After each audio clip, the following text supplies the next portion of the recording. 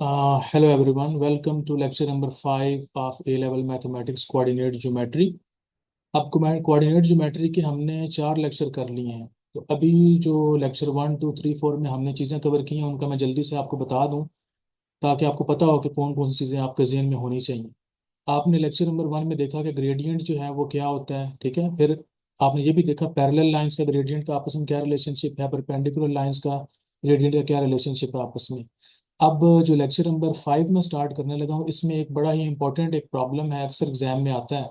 और उसमें यही बात होती है, ग्रेडियंट के हिसाब से जो रिलेशनशिप आपने परपेंडिकुलर लाइंस की और पैरेलल लाइंस की सीखी है, उसको कैसे आपने यूज़ करते हुए ये प्रॉब्लम सॉल्व करना है। इसमें मिड पॉइंट फार्मूला भी आपको आना चाहिए, जो कि लेक्चर नंबर 2 में हमने क्या किया, डिस्टेंस फार्मूला और मिड पॉइंट फार्मूला कवर किया है। इसी तरह लेक्चर नंबर 3 में हमने क्या देखा है, हमने ये देखा है कि इक्वेशन ऑफ स्ट्रेट लाइन हमने कैसे फाइंड करनी है। और हमने देखी है कि 4 तरह की फॉर्म्स होती हैं। तो डिपेंड करता है डाटा आपके पास क्या गिवन है, उसको यूज़ करते हुए आपने कौन सा वाला फॉर्म जो है वो सिलेक्ट करना है और उससे equation of straight line find करनी है। लेक्चर नंबर 4 में हमने point of intersection of two lines हमने फाइंड किया और उसमें बड़ा अच्छा प्रॉब्लम भी हमने सॉल्व किया था। उसे अगर आपने नहीं देखा तो आप उसे ज़रूर देखें। और अभी लेक्चर नंबर 5 जो है उसमें हम बात करने लगे परपेंडिकुलर बाइसेक्टर की। तो पहले तो मैं बताता हूँ कि परपेंडिकुलर बाइसेक्टर होता क्या है, उसको हम समझते हैं, फिर उसके बाद मैं सॉल्व करता हूँ कि परपेंडिकुलर बाइसेक्टर की इक्वेशन हमने कैसे फाइंड करनी है, that is how to find the equation of a perpendicular bisector of a line. और लाइन के 2 पॉइंट्स आपको गिवन है, तो वो हम यहाँ पे फाइंड करके भी देखेंगे।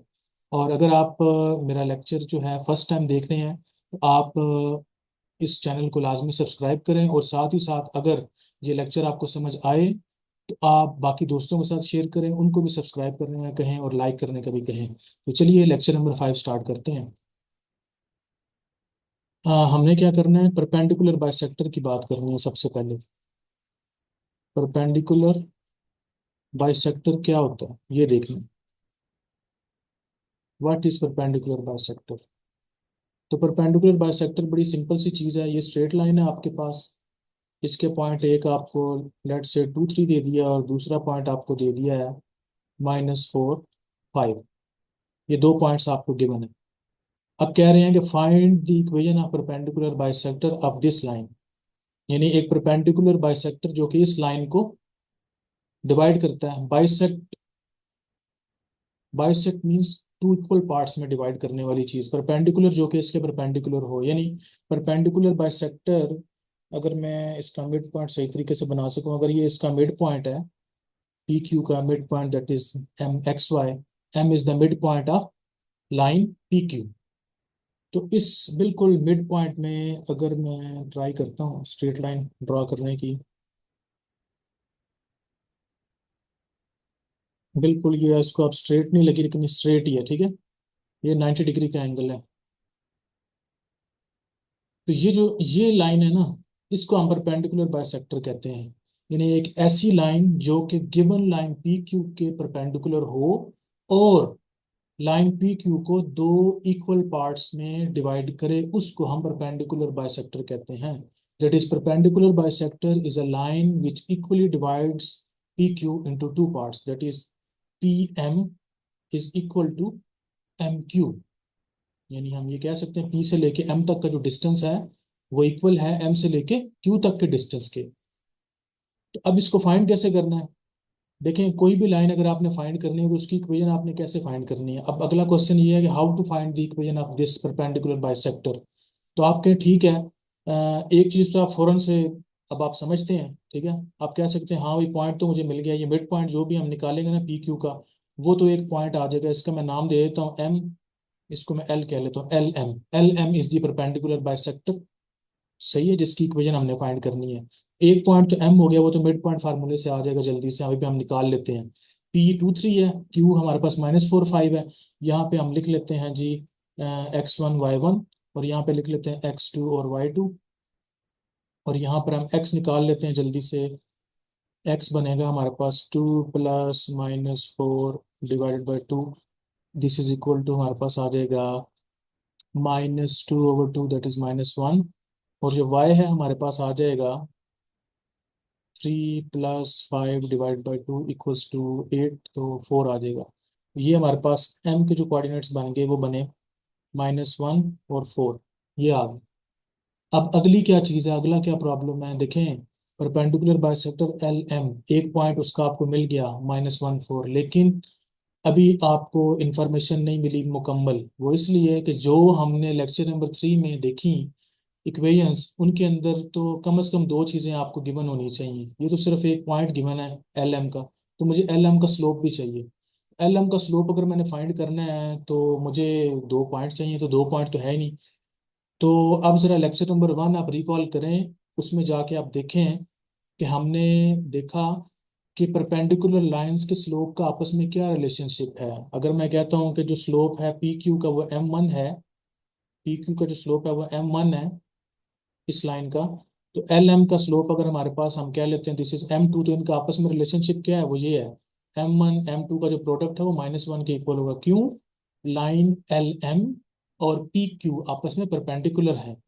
तो लिहाजा हम क्या करेंगे, पी क्यू पॉइंट्स जो गिवन हैं इनके जरिए हम m1 फाइंड करेंगे, और m1 जब फाइंड करेंगे उसको हम यहाँ पे प्लग इन करेंगे, तो यहाँ से मुझे m2 मिल जाएगा। तो अभी हम यही काम करते हैं, इधर इस साइड पे फाइंड कर लेते हैं। m1 equals to y2 minus y1 over x2 minus x1। तो y2 5 है, y1 3 है, x2 जो है -4 है, और x1 जो है 2 है। तो यहाँ पे हम जब सॉल्व करते हैं तो हमारे पास ये आ जाता है 2 ओवर -6, -2/3, नहीं, -1/3, -1/3। m1 ये आया मेरे पास क्या, -1/3। तो इसको जब यहाँ पे आप पुट करते हैं -1/3 इंटू m2 इक्वल्स टू -1, तो m2 आपके पास देखें माइनस दोनों तरफ से कैंसिल हो जाएगा, और 3 ऊपर जाएगा, चला जाएगा, तो m जो है हमारे पास क्या आ गया, 3। अब ये m2 आपको पता चल चुका है। तो अब परपेंडिकुलर बाइसेक्टर जो कि एल एम से हम उसको रिप्रेजेंट कर रहे हैं, इसके लिए आपके पास इंफॉर्मेशन कंप्लीट हो चुकी है। अब उसका आपको पॉइंट पता चल गया, एक क्या है -1 4, और उसका स्लोप भी आपको पता चल गया 3। अब आप इसकी इक्वेशन लिख लिख सकते हैं। तो अब मैं यहाँ पे लिखता हूँ, पॉइंट आप याद रखें -1 4 और स्लोप क्या है 3। अब पॉइंट जो है हम लिख लेते हैं, क्या है, -1 4, -1 4 आ गया पॉइंट। और जो ग्रेडियंट है या स्लोप है, बात एक ही है, कुछ लोग ग्रेडियंट कहते हैं, कुछ स्लोप कहते हैं। तो ये आपके पास 3 आ गया। तो अब इसको आप नाम दे दें x1 y1, और ये आपके पास आ गया जी m। तो वही लेक्चर 3 के अंदर जाके आप देखें, हमने कहा था y-y1 equals m x-x1। y-y1 क्या है जी, 4 इक्वल्स m जो है वो 3 है, x-x1 जो है -1। तो y-4 इक्वल्स टू 3, और ये बनेगा x+1 हो जाएगा। y-4 is equal to 3x+3।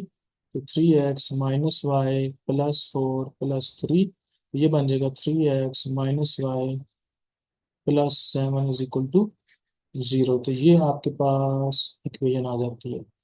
So this is the required equation of perpendicular bisector to the line P Q. तो यहाँ पर आकर आपका जो है प्रॉब्लम सॉल्व हो जाता है। तो बड़ा इंपॉर्टेंट क्वेश्चन था, बड़ा सिंपल सा छोटा सा क्वेश्चन था। This is the application of gradient of perpendicular lines.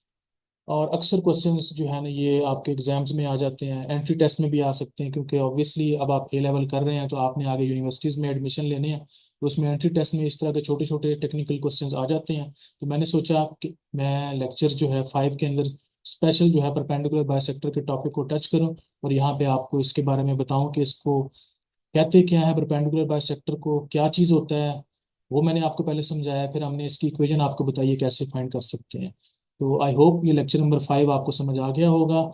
और आपको अगर समझ आए तो आप अपने दोस्तों के साथ शेयर करें, इसको लाइक करें, चैनल को सब्सक्राइब करें, और साथ ही साथ कमेंट सेक्शन में आप ज़रूर अपनी राय का इजहार किया करें कि आपको लेक्चर कैसा लगा। इसमें कोई आपको कमी लगती है तब भी आप लिखें। अगर आप कोई चीज़ इससे रिलेटेड पूछना चाहते हैं या किसी भी और टॉपिक से रिलेटेड पूछना चाहते हैं तो आप कमेंट सेक्शन में लिख सकते हैं। और अगर आप पर्सनल कोचिंग की बात करते हैं, कुछ लोगों को ज़रूरत पड़ती है इंडिविजुअल कोचिंग की, तो वो आप चैनल के डिस्क्रिप्शन में जाकर देख सकते हैं। वहाँ पे मैंने ईमेल आईडी दिया हुआ है, तो वहाँ पर भी आप कांटेक्ट कर सकते हैं। नेक्स्ट लेक्चर तक के लिए गुड बाय।